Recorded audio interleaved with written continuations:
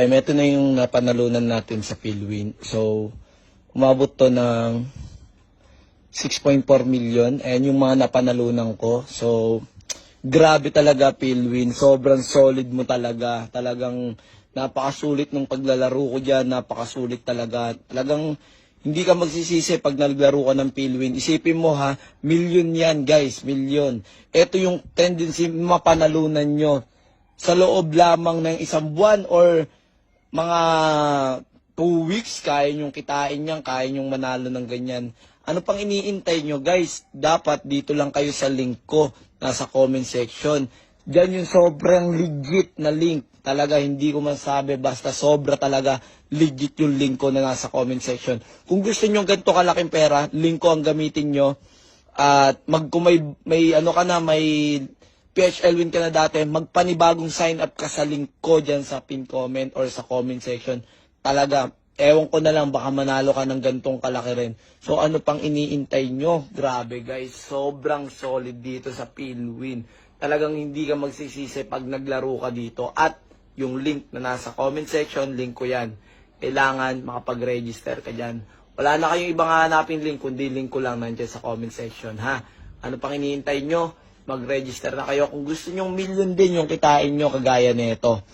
Actually, natutulog ako alas 3 na ng madaling araw. Mag-uumpisa ako maglaro alas 12 ng madaling araw.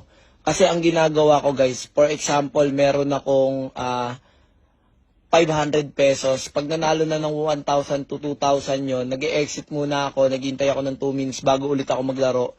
Para hindi tayo nape-pressure, para tuloy-tuloy pa rin yung panalo natin. Nung ginawa ko yung technique na yon, talagang nanalo ako. Eto na nga yun. Eto na yung technique na yon.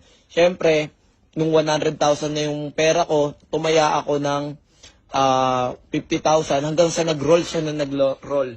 So, ganito lang gagawin nyo guys. Mag-download kayo or mag-register na kayo dyan sa link na nasa comment section. At syempre guys, eto pa, napakaganda. Kung may dati ka ng account ng Philwin, diyan ka na mag-sign up ng panibago sa link ko. Mag-cash in ka lang ng 200 pesos. Try mo lang yung sinasabi ko. Mag-cash in ka lang ng 200 pesos lang yan. At kapag nagawa mo yun, nakapag-cash in ka ng 200 pesos, laruin mo. Pag nanalo ka, sa loob ng sa 200 mo, nanalo ka ng 1,000 or 500, exit ka muna, gawin mo 1 minute, intayin mo, saka ka bumalik sa laro. Kailangan pag nanalo ka ng 500 pesos, ilagout mo sa mag-ano ka ulit, open ka ulit ng account mo. So, inulitin ko mag-sign up ka ng panibagong Philwin kung gusto mo ng legit account. Nandyan sa link ko sa comment section. Wala ka ng ibang re-registeran kundi sa link ko lang. Promise ko sa inyo yan. At kapag ikaw naman ay nag-register, may benefits ako ibibigay sa inyo. Pwede ako mabigay ng 10,000 pesos. Mamimili ako dyan sa comment section. So, ano pang iniintay nyo guys? Laruin nyo na tong Philwin. Nasa comment section yung link. Yan ang legit ha. Huwag na kayo sa iba. Sinasabi ko sa inyo, legit yan link ko na yan.